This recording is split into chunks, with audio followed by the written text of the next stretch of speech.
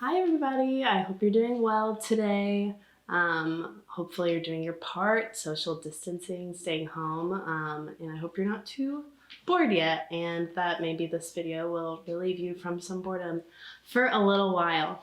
I have a couple reminders. Number one, if you haven't sent in a quarantine diaries entry to Michael, you should do that. It can be a video or a voice recording or just something fun or boring that's happening to you while we are doing this social distancing thing. Another thing is we are teaming up with other youth groups across the Nashville area to put out some social media divas. So if you are a parent or a student or any human person, you can submit an encouraging message or devotional thought to me, and I will send that on to other youth ministers, and we can all post encouraging things to each other and for each other, and hear from students and volunteers at other churches as well. So please do that. It doesn't have to be anything extensive or long, just something encouraging. So send those my way and I will get those out on social media. So again, we are coming to you through a screen and it is weird, but we're gonna make the most of it.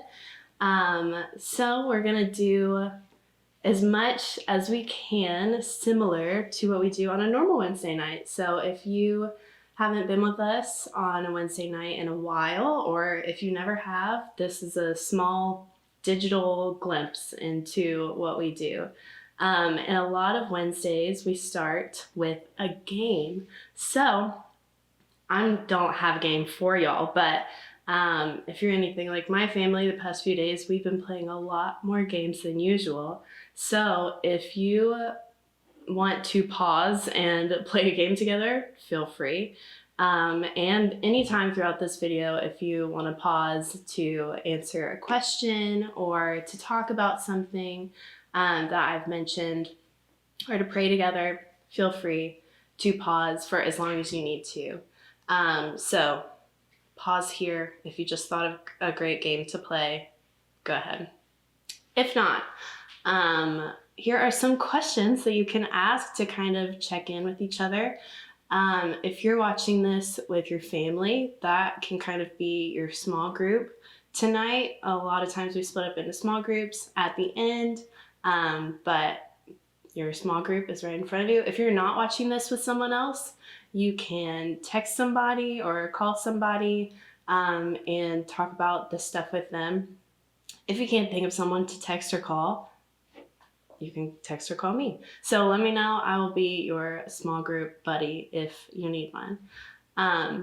But I think it is easy to be in the same house as people for a long time and to not really know how they're doing. So take a minute to just check in with the people that are around you. You can ask them, what was your favorite part of today? What's something you would have changed about today? And what's a goal that you have for tomorrow? I've been setting a lot of random goals in my head and really not doing them. So say them out loud to somebody. Take a minute to answer those questions, and then we will get into what we're going to be talking about for tonight. If you have been with us recently, we've been following the Lent reading plan that we've had at church, and in the efforts to maintain some normalcy, we're going to do that again today and look at the scripture reading that is on the schedule for today, which is from John 12. By the way, this is a great time to jump in on the Lent reading plan. If you don't have a copy of this, let me know and I can send you a picture of the rest of the days so that we can be reading scripture together. But the passage for today is John 12, 20 through 50, which is pretty long. So we're just going to look at the first 6 or 7 verses. No worries. So in John's gospel, this catches up right after the triumphal entry, which we looked at a few weeks ago in another gospel. It wasn't John. So to give you some context, Jesus comes into Jerusalem and it's big and exciting and everybody hears about it. And then this is what happens next. Starting in verse 20, we see that the news about Jesus really has spread. Because in verse 20 it says, some Greeks who had come to Jerusalem for the Passover celebration paid a visit to Philip, who was from Bethsaida in Galilee. They said, "Sir, we want to meet Jesus." So, what we know about people who are from Greece in ancient times, maybe you learned about Greek mythology in school, they had lots of gods, right? They had gods of the sun and a god of fertility and a god of all sorts of things, and they had their own religion. But we see here that these people, these Greek people, have come to Jerusalem for Passover. They have abandoned the gods of their country and of their tradition to worship the God of Judaism, right, at the time, which is the God of Christianity, the God that we worship. And they're coming to Jerusalem for Passover, which is what's happening right now. So that's cool, right? We see that the message of Jesus is spreading. It's not just bound like to one place, but a lot of people are hearing about that, and they have come. And they heard that Jesus was in town because he just came in on a donkey, and it was a really big deal. So they come to Philip and ask if they can meet Jesus. And then in the next verse it says, Philip told Andrew about it, and they went together to ask Jesus. I guess there's strength in numbers, right? Like maybe you've teamed up on your parents before to ask for something and you think that is going to work out better for you. I don't know. I've done that before. It sometimes works, sometimes doesn't. But we see here that Jesus does that weird thing where he answers a question in a way that we don't expect. We talked about that a few weeks ago. And Jesus, in verse 23, it says, Jesus replied, "Now the time has come for the Son of Man to enter into his glory." So they came to Jesus and said, there are some people here, they're Greek, and they are following our God now, and they want to meet you. And Jesus said, now is the time for the Son of Man to enter into his glory. Seems kind of strange. And he goes on, and it seems a little weirder. He says, "I tell you the truth, unless a kernel of wheat is planted in the soil and dies, it remains alone. But its death will produce many new kernels, a plentiful harvest of new lives." So this has gone from like, Jesus, there are friends in town that want to meet you, to now Jesus is talking about farming, which seems strange to us, but I think it is much more, hang on, like you'll understand this if we learn a little bit more about Passover.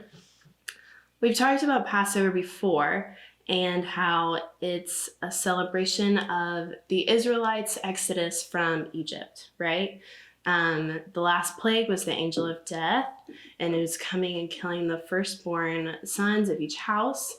And the Israelites were instructed to put the blood of the lamb over their doorposts so that the angel of death would pass over their house and they escaped safely in the night, right? Passover. So this was a celebration of that. But the timing of Passover lines up with the beginning of the spring harvest. And just like your traditions and your family probably look different from when you were really young, right? This holiday has kind of morphed into a lot of different things put together.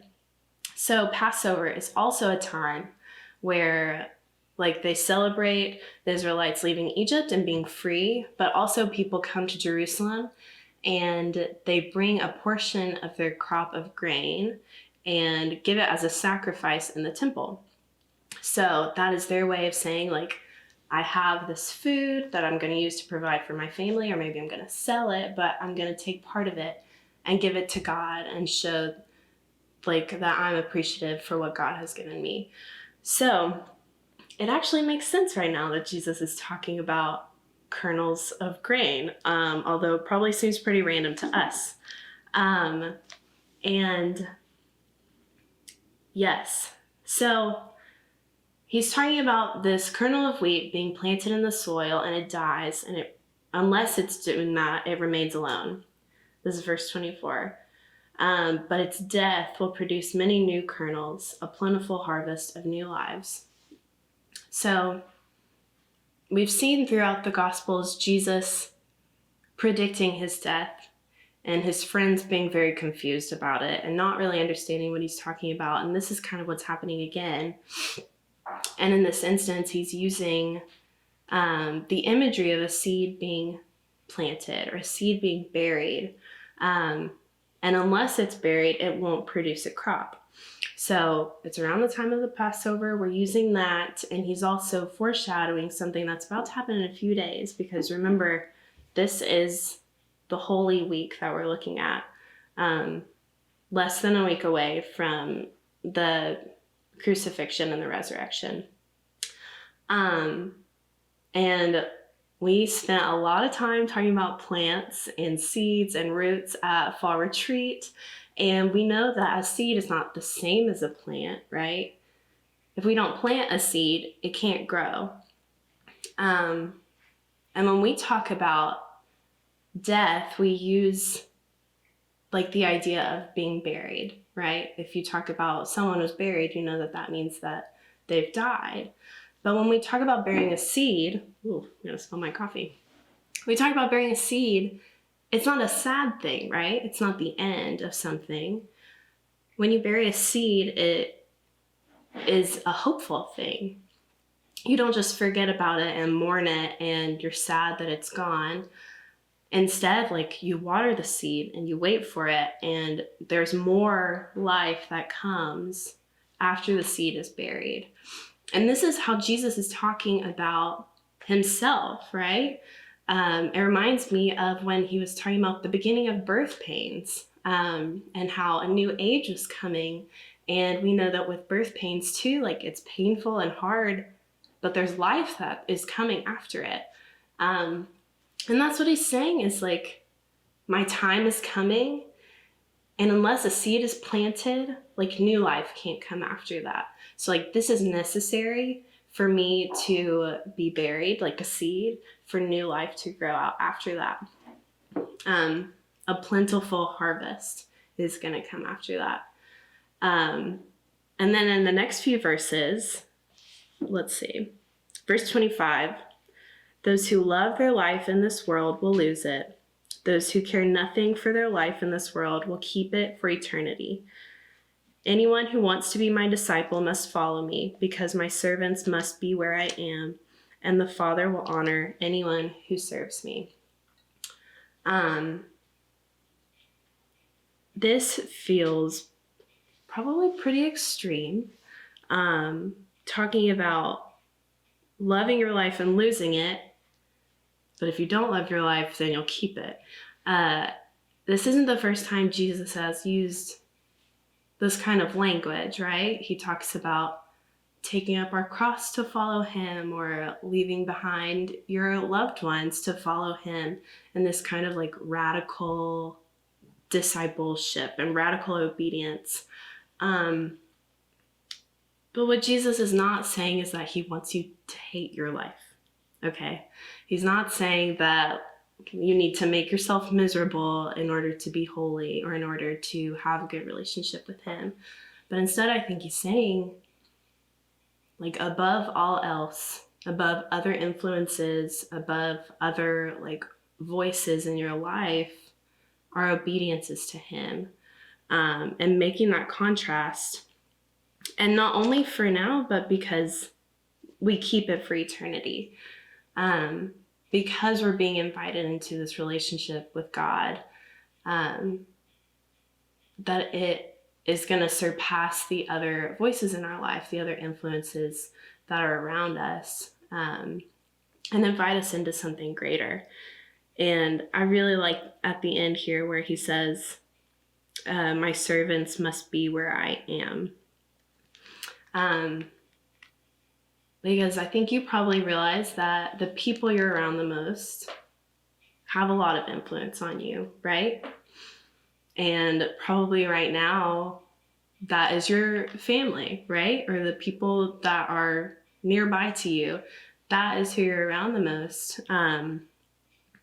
And so that is who is influencing you right now. But Jesus is saying, like, you've got to be around me if you want to be influenced by me. You've got to hang out with me if you want to be obedient. And that's hard, right?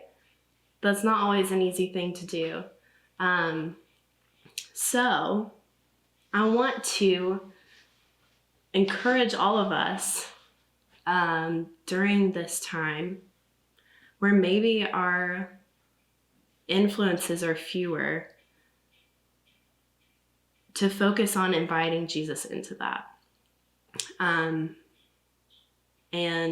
it can be super simple. That might just be like joining in on the Lent reading plan. But because we all have a lot more time on our hands right now, it can seem like a negative in a lot of ways. But I want us to utilize this time to invite Jesus into that. Alongside that, if you are having a hard time with this, that's okay. I know that like a lot of things have been canceled, a lot of fun things, and that's really hard. I've been feeling that at my house as well, and like my sister might be having to postpone her wedding, and it's hard. Like things are not working out the way that we expected, and I think it feels a lot like we have lost the life that we were expecting to have in the next few months. Just in our own lives, and it's a hard thing to grapple with, but there is hope. And I pray for all of us that this will not be a time that we bury and just leave behind us, but that there can be new life that comes out of this season as well for all of us. So if you are having a hard time just dealing with all of this kind of stuff, talk to somebody. Thankfully, this isn't something that you are feeling by yourself. A lot of times we have individualized stuff in our lives and it's hard for other people to understand, but this is something that literally we're all experiencing at the same time, which is very unique. So talk to somebody. You can talk to me. Talk to somebody that you trust, because I'm sure we are all having a difficult time with this. So on Wednesday nights, we usually end our time with some small group questions about what we talked about that night. And now is your chance to be a small group together with the people you're watching with, or to reach out to somebody and ask them some of these questions as well. So first question. What sticks out to you most in this passage? Reminder, this passage is John 12, 20 through 26. Question 2, have you ever had someone make a sacrifice for you and talk about what that was like? Question number 3, how can we be obedient to Jesus during this time? And number 4, how can you invite Jesus into where you are right now? Also, along with this series, we've been doing memory verses, and I'm going to post this later in the week. But if you want to memorize John 12:24, that'll be something that you can meditate on over the next week or so. And to remind us that out of hard things, there is new life on the other side. And I hope that that can provide some hope for us all during this weird season. So, yes, until next time, I hope that y'all will Keep tuning in. Be sure to check social media often for any updates and your email. Send in some encouraging devotional thoughts, and I will be posting those on our account, and some other youth groups can benefit from those as well. I hope that y'all will close this time out by praying together. Talk about the prayer needs that you need personally. It's all good and great to pray for people who are sick or people who are vulnerable, but I hope that you can take some time to talk about what you need prayers for personally. And yes, keep washing your hands. Stay home. We love you. Hope to see you soon.